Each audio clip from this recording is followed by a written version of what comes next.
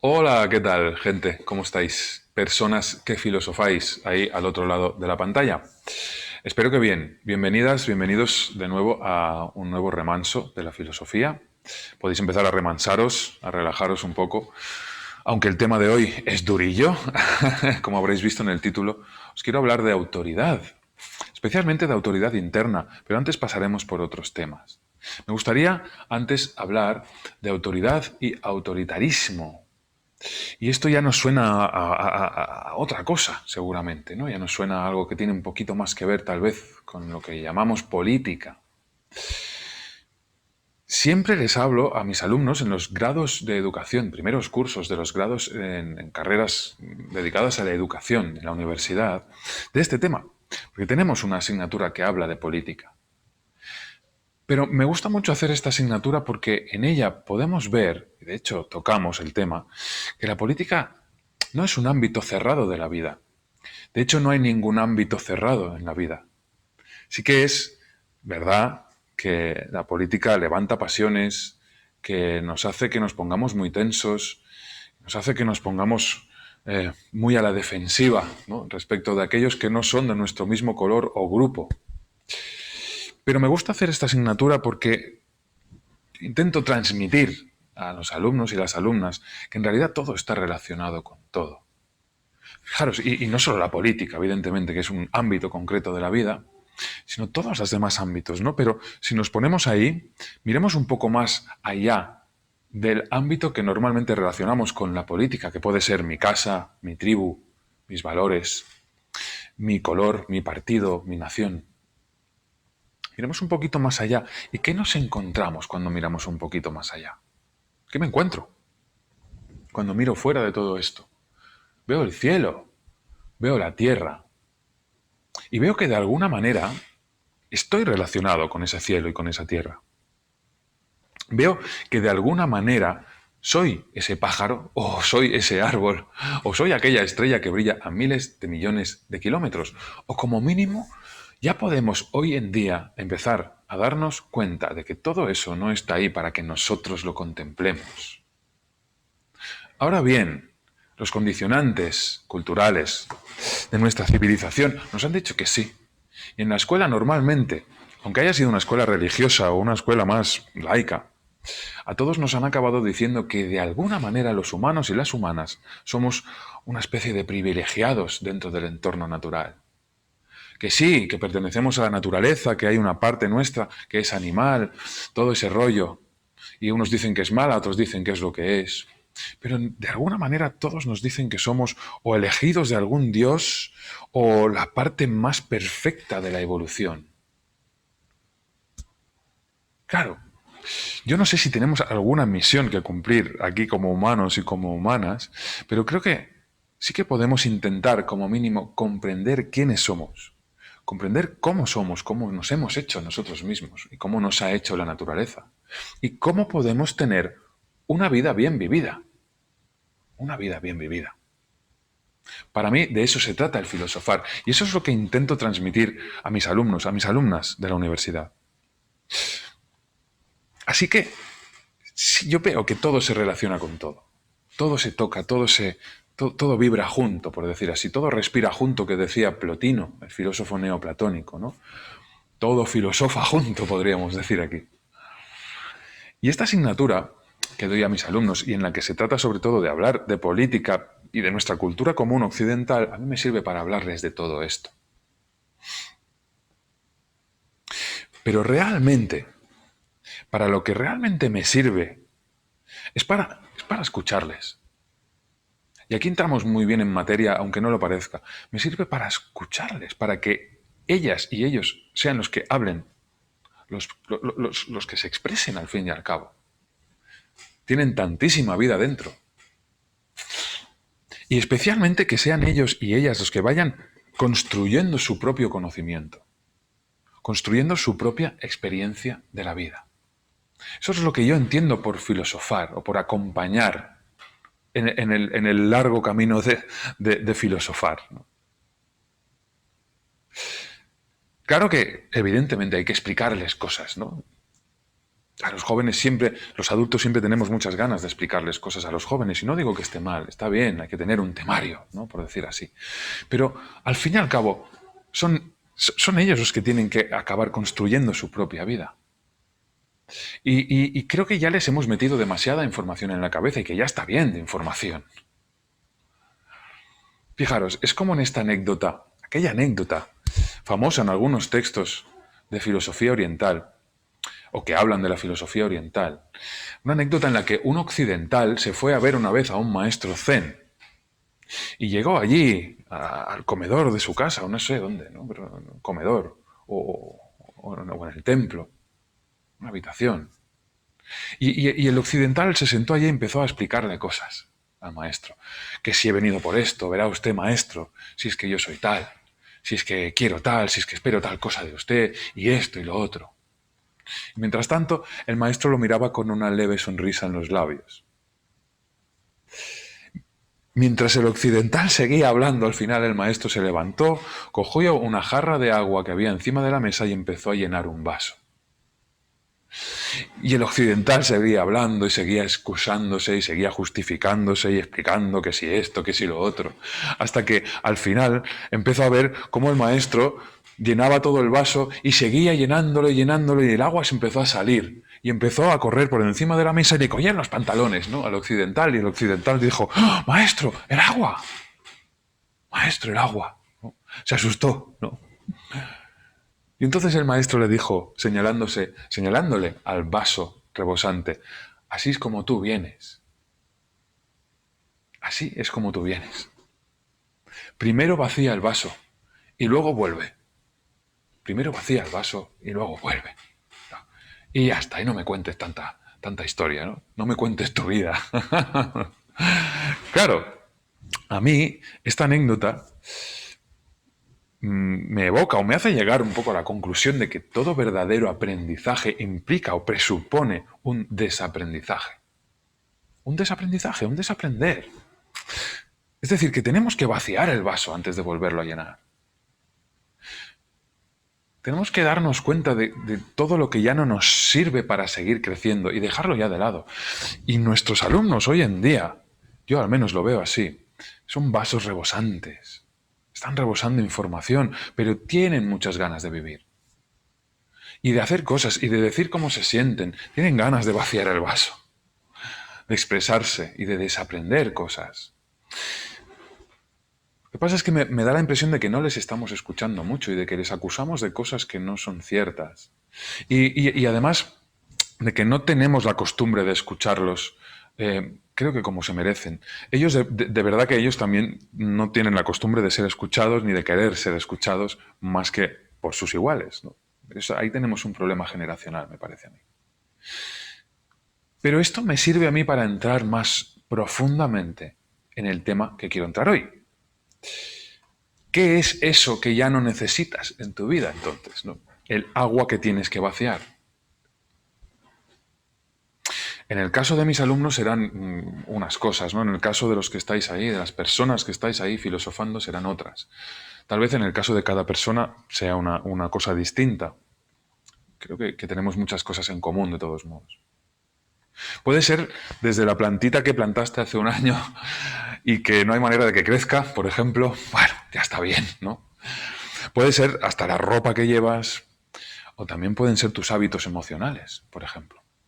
Pueden ser tus miedos reprimidos, tus deseos reprimidos, o esos miedos que te impiden hacer algo que deseas hacer, o las conductas de respuesta emocional que ya huelen, por Dios, ¿no? Que ya está bien, que ya desapréndelas, desapégate de eso. Ya no te sirve. Siempre dar la misma respuesta a las mismas situaciones. Realmente creo que es maravillosamente doloroso hacer eso. Y que le vamos perdiendo el miedo a ese dolor. ¿Por qué? Porque ese dolor te va a evitar muchos sufrimientos, y a la que te des cuenta de que ese dolor te está evitando sufrimientos, eso es un gran desaprendizaje, ¿no? Y es un gran aprendizaje al mismo tiempo. Te va a servir para la próxima vez. Y esto yo se lo digo a mis alumnos, ¿no? Y realmente aquí, cuando se lo digo a mis alumnos, soy consciente de esa parte de mí. que se considera muy importante cuando lo hago. Esa parte de mí que tiene miedo, ¿no? Y que ahí está, y que la comprendo también, ¿no? Es una parte de mí que tiene miedo ¿a qué? A que su trabajo no valga nada, a no dejar huella, a que no le escuchen. Claro. Y ahí está esa parte mía.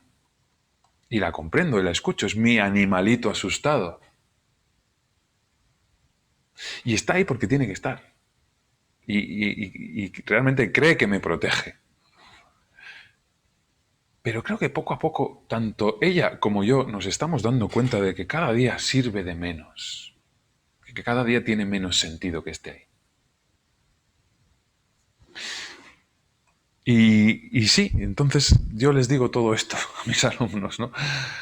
Les digo que el filosofar, el darse cuenta, se hace gracias al tema del remanso de hoy, se hace gracias a la autoridad interna. Y aquí entramos en el tema. Entramos de lleno.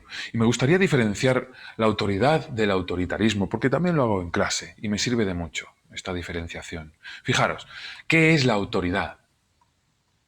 La autoridad, la autoridad es alguien que es capaz de guiarte. Es alguien que es capaz de darte unas coordenadas. Más que de guiarte, es alguien que es capaz de orientarte cuando lo necesitas. Pero también de plantearte retos.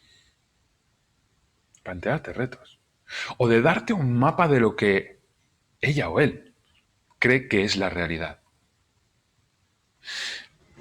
La autoridad es alguien que se expone, se pone hacia afuera, se expone ante la vida y ante los demás. Es alguien que tiene un olfato tal vez especial, un olfato emocional y cognitivo. Y creo que sobre todo es alguien que no pretende suplantar tu propio discernimiento. No pretende suplantar tu propio discernimiento. No lo pretende, eso es lo importante. Una verdadera autoridad, para mí, es, como digo, la que se expone ante los demás. Es decir, que tiene la valentía de presentarse como autor o autora de lo que dice, ¿no? Autoridad, viene de la raíz, autor. Es alguien que no delega. Es alguien que no tiene franquicias. Que no pone franquicias, no pone ministerios. Está ahí. Esta noción de autoridad a mí me recuerda a la del maestro, ¿no? El verdadero maestro, la verdadera maestra. Em, es alguien que, como digo, no pretende, no va a pretender nunca suplantar tu propio discernimiento, no va a querer sustituir tu capacidad de indagarte.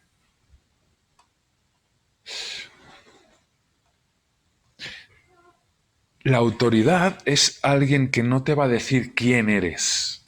Te va a acompañar en el dolor, si lo necesitas, y en el proceso de que tú descubras quién eres. Pero no te va a dar la mano cuando te caigas para que te levantes, a no ser que vea que no puedes realmente solo. ¿No? Va a resonar y va a ver claramente si puedes o no puedes solo. Claro, la autoridad es lo que en latín se llamaba, para mí, es la figura del magíster. Magíster o la magistra, el maestro, la maestra. Magíster. Luego está la personalidad autoritaria. Y esto para mí es muy diferente. Parece que teniendo la misma raíz, y a veces lo relacionamos, ¿no? Decimos, ¿no? La policía es la autoridad, ¿no? Desacato a la autoridad. ¿Realmente es una autoridad eso? Yo aquí lo pongo en cuestión, lo cuestiono. Para mí eso no es una autoridad, ni un juez, ni un policía. Pueden ser autoridades en otro sentido. Pero yo lo cuestiono eso. Yo creo que en gran parte de las personas que ejercen el poder, no digo en todas, por supuesto que no, pero en gran parte sí, hay personalidades autoritarias ahí, hay autoritarismo. ¿Y en qué lo diferencio? Una persona autoritaria no se expone ante los demás. Creo que no tiene esa valentía. Creo que la persona autoritaria lo que hace es que se impone. Es decir, que se intenta poner dentro de los demás, se impone, se pone dentro de ti. ¿Y cómo lo hace? Pues intentando suplantar tu propio discernimiento, haciéndote creer que sabe lo que tú necesitas. O directamente, a lo mejor, diciéndote lo que tienes que pensar, o diciéndote cómo te tienes que sentir. Eso es un clásico también. O tal vez, de forma más sutil, animándote también a que hagas algo que ella te dice que hagas para que tú estés bien, ¿no? O sea, a veces se nos presenta como una persona que tiene un método infalible para tu propio bienestar, ¿no? Esto de los radares, ¿no? Por su propia seguridad. Le ponemos esta vigilancia por su propia seguridad. No digo que sea falso eso, ¿eh? Pero me parece que tiene un componente de autoritarismo. Es decir, la persona autoritaria es la persona que se quiere meter dentro de ti, hacer un poquito de titiritero, ¿no? Controlarte. Y esta es una figura bien conocida de nuestra cultura, realmente, ¿no? La identificamos muy rápido y más o menos sabemos que hay personas a nuestro alrededor que cojean de ese pie. Y puede haber sido incluso tu padre o tu madre o un profesor, una profesora o un político de tu época. O alguien que va de maestro o de maestra, ¿eh? A veces nos encontramos también con eso. Pero tenemos que comprender, y creo que es lo más importante, tenemos que comprender que esa figura está dentro de cada uno de nosotros. Y tenemos que comprenderla. Tenemos que comprender esa parte nuestra, esa parte mía que tiene miedo, que quiere controlar. Realmente es el animalito asustado. Es el animalito asustado, pero también ese animalito asustado es un depredador. Y eso lo tenemos que entender. Tenemos que comprender que eso está dentro. Si miramos un poco, hacemos un poco análisis de estas personalidades que han adquirido estos rasgos de forma un poco más marcada o exagerada, podemos ver que son personas que, que de niños no han podido entregarse a la fragilidad ni a la ternura. Normalmente ocurre esto, son niños y niñas que han tenido que crecer muy rápido, que hacerse cargo de algún dolor que no era suyo, de su madre o de su padre, ¿no? Que han tenido que hacerse adultas muy rápido. ¿Es doloroso vivir así? Claro que sí. Lo que pasa es que si una persona como esta, con unos rasgos muy exagerados, autoritarios, no se hace cargo de su propio dolor, y es lo que suele pasar, lo que puede hacer normalmente, y de hecho hace, es muchísimo daño a su alrededor. Y creo que todos sabemos de qué estoy hablando.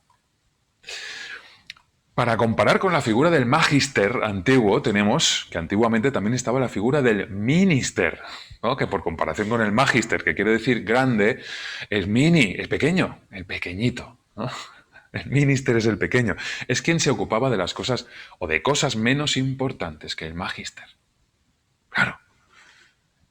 Por hablar claro, lo que decimos aquí es que el ministro tenía que estar al servicio del maestro. No, y no al revés. Que realmente es lo que ocurre, ¿no? Bueno, y es así, ¿no? Que me perdonen todos los ministros y ministras del mundo, pero el hecho de que estén ellos en la cumbre del poder y no los maestros y las maestras dice mucho de cómo está organizada nuestra civilización. Y por consiguiente dice mucho de cómo está organizada nuestra vida interna también. Y esto es lo que voy a tratar de explicar ahora. ¿Y por qué hablo de la vida interna desde un punto de vista, ¿no? Que venimos de esto tan social? Fijaros, los milenios de civilización, estos 5 o 6 milenios de civilización que llevamos vividos colectivamente, nos han llevado a un predominio casi exclusivo de los ministros sobre los maestros, ¿no? Y eso se refleja en la vida interior. ¿De qué manera?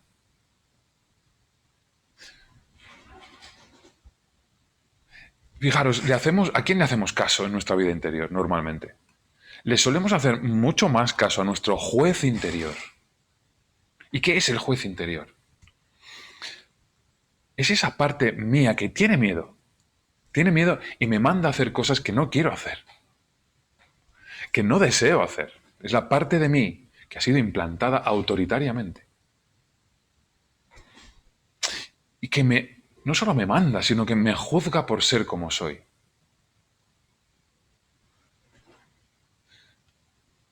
Que me mete miedo varias veces al día. Fijaros, es muy importante.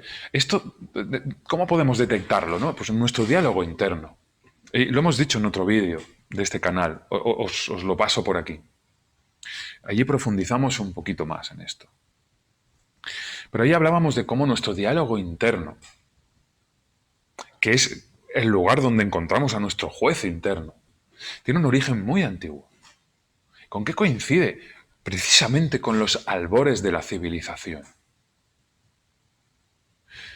¿Y cómo ha sido implantado? Ahí lo explicamos con más detalle, ¿no? Pero ha sido implantado sobre todo en los niños y en las niñas.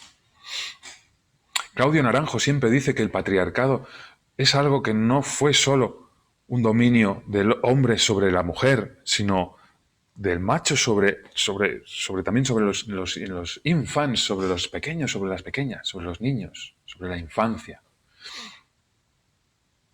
Y aquí se ve muy claro esto. El juez interior ha sido implantado en nosotros a base de ¿qué? De consignas, de órdenes, de amenazas.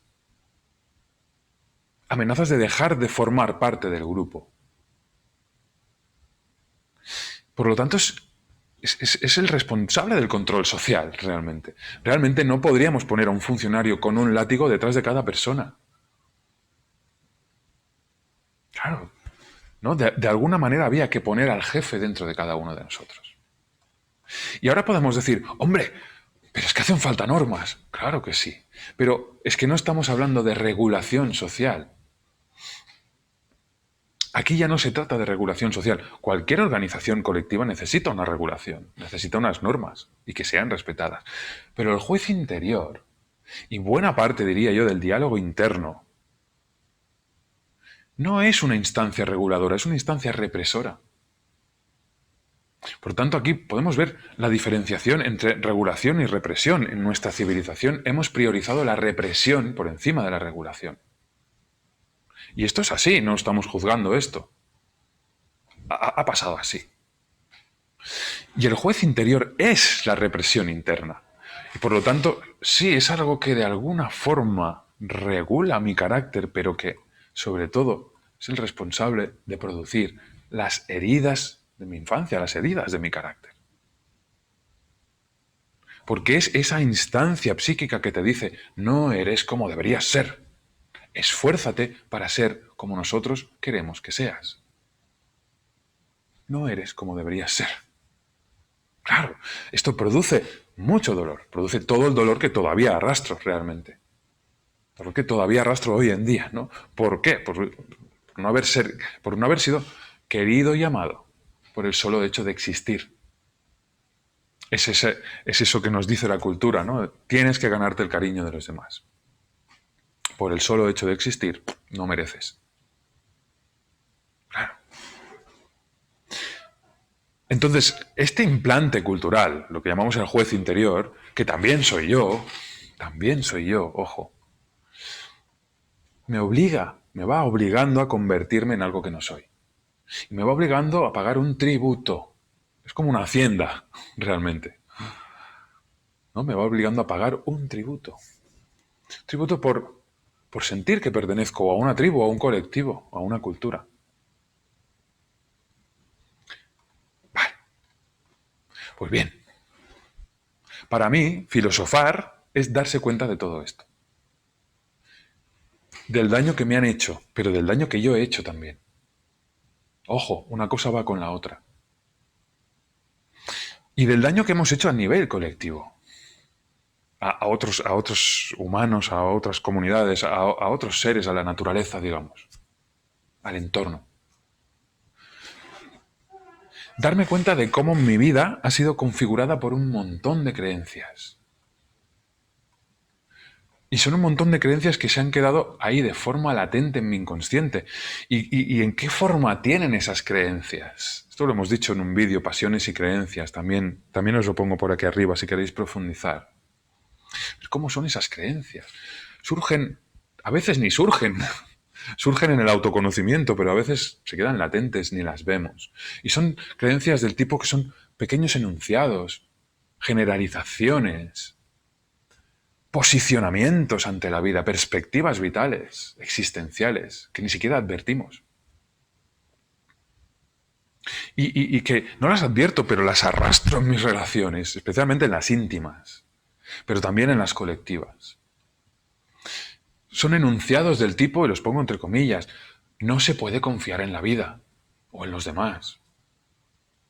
Esto es una herencia. ¿Quién dice eso? O, por ejemplo, si me muestro vulnerable, sufriré. ¿No? Una persona autoritaria suele tener esta creencia, ¿no? Nunca va a mostrar su vulnerabilidad, madre mía, ¿no?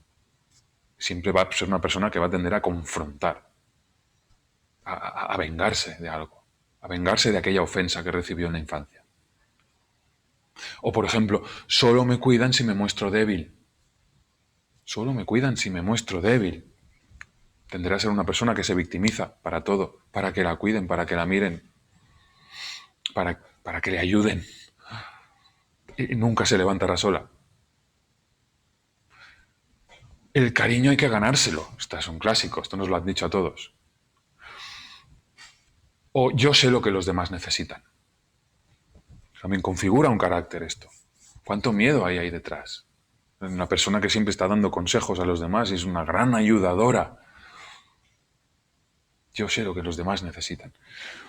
Estas creencias inconscientes, y esto es curiosísimo, pero es muy real, suelen no parecerse en nada a veces a las creencias que sí que son conscientes, a las creencias que profesamos ante los demás.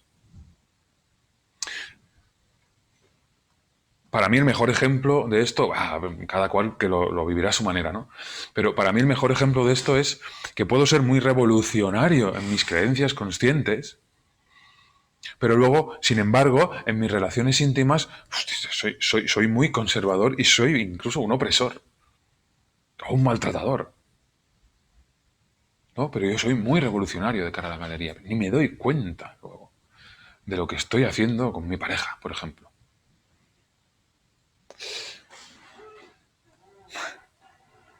Entonces, vamos a avanzar un poco más. ¿Qué le pasa hoy al sistema? ¿No? ¿Qué le pasa hoy a la autoridad? O a la dimensión autoritaria de nuestra cultura. Vale. Más allá de si existen o no existen conspiraciones, ¿no? Porque hoy también está muy de moda la teoría conspiracionista. Más allá de si existen o no, aquí yo no lo sé, no tengo ni idea. Tal vez incluso las teorías conspirativas parten de la misma necesidad de encontrar un responsable de todo lo que ocurre, ¿no? Bueno, ¿quién está al mando aquí? ¿No? Aquí alguien tiene que estar haciendo esto, ¿no? Alguien tiene que estar provocando todo esto. Al margen de esto, más allá de esto, yo diría que hoy en día empieza ya a ser posible que nadie sepa realmente lo que está ocurriendo. Ni siquiera esos que normalmente asociamos a los dioses, ¿no? Los plutócratas, los que manejan los hilos detrás de los bastidores. Eso seguro que lo saben todo, ¿no? Pues a lo mejor ni siquiera esos. Lo cual no quiere decir que no tengan el poder y que no sean suficientemente espabilados como para aprovecharse de la situación. Cada época tiene sus grandes aprovechados y sus grandes espabilados, ¿no? Pero no quiere decir que sepan lo que está pasando. No quiere decir que no estén desconcertados. Creo que todo el mundo está desconcertado hoy en día. Y más allá de estos plutócratas, de los que están entre bastidores, lo que creo que sí que es cierto es que desde que se ha extendido la pandemia, parece que la autoridad no sabe muy bien a dónde va. Lo que consideramos autoridad, no sabe muy bien a dónde va. ¿Y en qué lo percibimos esto? No sé si os pasa. Mírate a ti, ¿no? A ver cómo lo ves tú. Pero yo la sensación que tengo es de que los ministros y las ministras ya no tienen tan por la mano lo que tienen entre manos. De que percibo órdenes contradictorias y consignas contradictorias a veces. Incluso muchísima improvisación, claro. Incluso el ejercicio arbitrario del poder. Creo que se está viendo muy bien y muy claro el ejercicio arbitrario del poder. Esto sí, esto no, no, que parece que hay agobio en esas esferas. Hay un cierto agobio ahí arriba. contando con que la autoridad esté arriba. Creo entonces que estamos viendo cómo el poder que hemos conocido hasta ahora tiene que hacer malabares para no perder su legitimidad. Si es que no la ha perdido ya. ¿En qué se puede sostener la legitimidad? ¿No? Bueno, pues en lo mismo que estamos hablando ahora, en esta vieja necesidad inculcada que tenemos los humanos de autoritarismo, de que nos digan cómo tenemos que hacer las cosas. Así nos lo han inculcado, así nos sentimos más tranquilos. Ese es el autoritarismo interno de cada uno y de cada una. Por tanto, yo propongo, más allá de lo que les pase a los ministros y las ministras, yo propongo que aprovechemos esta ocasión para reencontrarnos con nuestra autoridad interna. Y aquí vamos al tema. Vamos al tema del remanso de hoy, que el tema es todo, ¿no? Pero vamos a profundizar en esto de la autoridad interna. ¿Qué puede ser la autoridad interna? Evidentemente, hemos diferenciado antes entre magíster y minister, entre maestro y ministro, maestra y ministra. Y creo que la autoridad interna se podría decir que es el maestro interior. De esto también hablan muchas tradiciones. No, tampoco me lo invento yo. Fíjate, el maestro interior no es algo que te diga, haz lo que te dé la gana, haz lo que quieras. No, a partir de ahora no obedezcas al juez interior, no obedezcas a nadie. Y yo creo que eso es la reacción a la represión. Y creo que llevamos también 5 o 6 milenios de civilización de un polo al otro, jugando de un polo al otro, donde tanta represión y explota, tanta represión y explota, tanta represión y explota. Pero cuando explota, ¿en qué se suele convertir una revolución normalmente? Pues en un aparato de poder represivo, un nuevo aparato de poder represivo. Y vamos respirando amargamente esta polaridad, ¿no? Y estamos un poco cansados ya de esto. Yo creo que la autoridad interna es otra cosa. Es otra cosa que no hemos podido perder porque sigue estando ahí. Lo que pasa es que la tenemos olvidadísima y no conectamos con ella normalmente. Pero ¿qué podría ser? Vamos a definirla un poco. Para mí la autoridad interna es la resonancia interna. Tiene que ver con la intuición, pero es una intuición contextual, de mi contexto y del contexto en el que estoy. Y es una intuición que sabe cómo están las cosas, que sabe cómo me siento, que sabe cómo se siente el que tiene ahí, al lado. Fijaros, yo lo comparo con el campo electromagnético de un imán. El campo electromagnético de un imán va más allá del cuerpo del imán. Yo creo que tenemos esta intuición y que podemos reconectar con ella y cultivarla. Es esa resonancia que nos pone en comunicación con lo que somos y con lo que está pasando. Nuestra atención, cuando ponemos atención a algo, a un sentimiento, a un dolor, tiene un olfato. Puede que solo podamos acceder a definirla a través de metáforas. ¡Fantástico! No pasa nada. Definámosla a través de metáforas. Pero nuestra intuición, nuestra atención tiene el olfato para percibir con certeza las dinámicas corporales en las que estamos, las dinámicas emocionales, las dinámicas cognitivas, incluso las dinámicas espirituales en las que estamos metidos.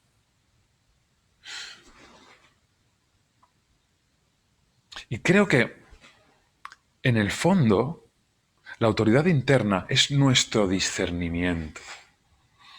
Aquello que la persona autoritaria pretende suplantar en nosotros. Y creo que nuestro discernimiento además va mucho más allá de lo que entendemos por razonar. Normalmente entendemos razonar como argumentar, pero creo que la autoridad interna no argumenta porque no lo necesita. Percibe claramente. Y podríamos incluso decir que es la base del razonar, ¿no? Que es a partir de esa percepción clara cuando mejor razonamos. Que si no tenemos esa percepción clara, el razonar se vuelve absurdo. Enfrentamiento, una razón contra otra y punto, nada más. Por tanto, creo que la autoridad interna incluye una percepción más completa de lo que soy, emocionalmente, corporalmente, espiritualmente. Y creo que esta capacidad es muy necesaria y sobre todo hoy en día, ¿no? Para saber qué está pasando aquí dentro y qué está pasando afuera. Ahora bien, relacionado con el tema que estamos tocando, llevamos tantos milenios de autoritarismo interno y externo, ¿no? Pero el externo sin el interno no hace nada. No hay dictador que pueda gobernar sin un juez interior en todos sus ciudadanos. Es imposible. Llevamos tantos milenios de autoritarismo que estas capacidades intuitivas naturales en nosotros están atrofiadas. Las hemos atornillado, las hemos amordazado. Las hemos amordazado con nuestro juez interior y lo hemos hecho. Somos nosotros los que lo hemos hecho. Por miedo, por lo que sea, ¿no? Es nuestro animalito asustado, nuestro animalito depredador el que ha acabado con eso. No ha acabado, el que lo ha amordazado eso. Esto lo decíamos en el último remanso sobre el dolor emocional. También os lo pongo por aquí, para si alguien le quiere echar un ojo. Hemos dejado que la autoridad interna se someta al autoritarismo. Hemos internalizado eso, hemos internalizado el juez interior. Y, lo más importante, lo hemos confundido con nuestra esencia. Esto es lo más importante. ¿Por qué ha pasado esto?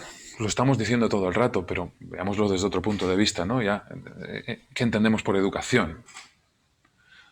De niños necesitamos que nos den un soporte, una estructura, algo que nos dé seguridad y fijeza. Pero de eso se ha aprovechado todo el sistema de nuestra civilización, ¿no? De eso nos hemos aprovechado nosotros también, para meternos bien adentro las necesidades de la civilización, que es un sistema de poder, en el fondo. Y nos hemos esclavizado, no solo unos a otros, sino cada uno interiormente. Y muchas veces, y cuando uno está en un proceso de autoconocimiento, se da cuenta de esto, muchas veces nos hemos esclavizado en contra de nuestras propias necesidades. Wow, yo necesito esto, pero no lo hago. Necesito que me den un poco de cariño, pero no lo pido. No, yo soy un hombre. Por favor. O necesito mostrarme agresiva, pero no, yo soy una mujer. Yo soy muy digna. Me lo guardo. Y esto, madre mía, esto se puede extender a todos los aspectos de nuestras vidas. Y yo pregunto, de verdad, alguien sigue creyendo a día de hoy que si no existiera ese autoritarismo represivo, el mundo sería un caos y sería ingobernable? ¿De verdad alguien sigue creyendo esto? Creo que hoy en día estamos en un momento tan importante porque ya nos podemos estar dando cuenta de que esto no es así. De que tal vez incluso sería al revés. De que la naturaleza, el cosmos nos han dotado de una muy fuerte y poderosa intuición, que es nuestra autoridad interna, de una muy poderosa capacidad de razonar con la cabeza y con el corazón al mismo tiempo. Y eso lo hemos apartado. Lo que ha primado en nuestra civilización es el miedo y la depredación. Y esto es así, no lo juzguemos. Veamos cómo somos. Pero veamos qué posibilidades tenemos también.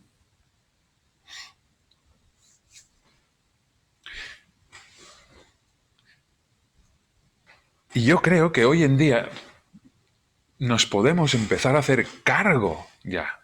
¿De qué? De un montón de cosas. Para empezar, de esa imagen que hemos tenido los humanos como seres civilizados y refinados, ¿no? Como la cumbre de la evolución del planeta. Es una quimera. Una quimera que llega hasta el siglo XIX, siglo XX, ya hemos visto que eso no es así, ¿no? Pero nos lo han seguido explicando en el colegio. Vale, ya está, vaciemos ese vaso. Fuera ese agua. Cambiemos de vaso si hace falta. Nadie nos ha escogido para que gobernemos la naturaleza. Somos naturaleza. Somos naturaleza y el lugar que ocupamos ahora es fruto de una evolución planetaria que ni siquiera nosotros hemos organizado. ¿No? Somos esa autoorganización de la naturaleza. Somos parte de esa autoorganización de la naturaleza. Fijaros, somos como la frutita de un árbol, ¿no?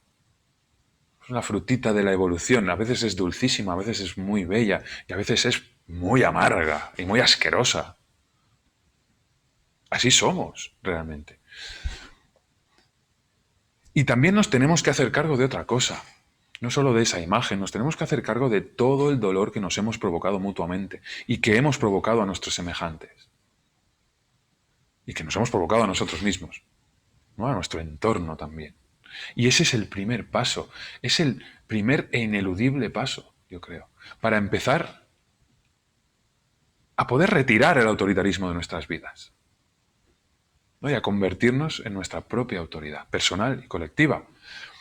Y ahora puede que alguien ya esté diciendo, uy, este tío lo ve todo muy fácil. Yo no digo eso, no. Quien diga eso, madre mía, no lo es. Igual que no es fácil darse cuenta de cuánto dolor se ha estado provocando uno mismo durante un montón de años. O de cuánto dolor ha estado provocando uno incluso a sus seres queridos. Eso no es fácil. No es nada fácil. Pero creo que sí que estamos ya dando unos pasitos. Y me parece incluso que no es ni cuestión de voluntad, ¿no? Esto no es como la política, no es cuestión de voluntad. Creo que es la propia naturaleza quien está dando esos pasos. ¿Y qué podemos hacer nosotros? Yo lo que propongo es disfrutar de lo que tengo. No disfrutar de lo que me falta, disfrutar de lo que tengo. Incluso disfrutar de despojarme de lo que no me hace falta. Eso por un lado, disfrutar de despojarme de lo que no me hace falta. Eso es lo que propongo. Y luego, sobre todo, propongo que no vendamos facilidad, que no vendamos métodos rápidos, métodos infalibles. Porque la gente cree que le hace falta eso. Y si tú le vendes un método fácil e infalible a alguien, le estás vendiendo lo que cree que necesita. Tú te puedes aprovechar de eso, vale, perfecto. Pero realmente eso ya no hace falta. No hace ninguna falta un método rápido e infalible. Hacen falta métodos lentos y métodos falibles, realmente. ¿Por qué? Porque necesitamos poder construir nuestro propio conocimiento y para ello tenemos que equivocarnos. Y tenemos que pasar por el dolor. Se trata de asumir una realidad dolorosa y cuando se trata de eso, lo rápido y fácil no me hace falta para nada. No lo quiero para nada. Y creo que eso es el paso que podemos dar ahora mismo. Tal vez otras personas digan otras cosas y que podemos dar otros pasos más allá aún. Yo no lo sé esto. Yo creo que ahí estamos y que este es el paso que podemos dar ahora. Pero, ojo, eso sí, no solo disfrutar, como he dicho antes, de lo que tengo, es que no creo, y no sé, y a ver cómo lo ves tú, ¿no? A ver cómo lo veis vosotros, y podemos comentarlo. Yo creo que nunca hubo nada que produjera más bienestar que acabar asumiendo un dolor, vivirlo, purificarlo y salir de ahí. Creo que nunca hay, que no hay nada que produzca más bienestar que eso. Pero a ver cómo lo ves tú, a ver cómo lo veis vosotros. Solemos pensar que en el dolor se acaba el mundo, ¿no? ¡Ay, se acaba el mundo! No, esto.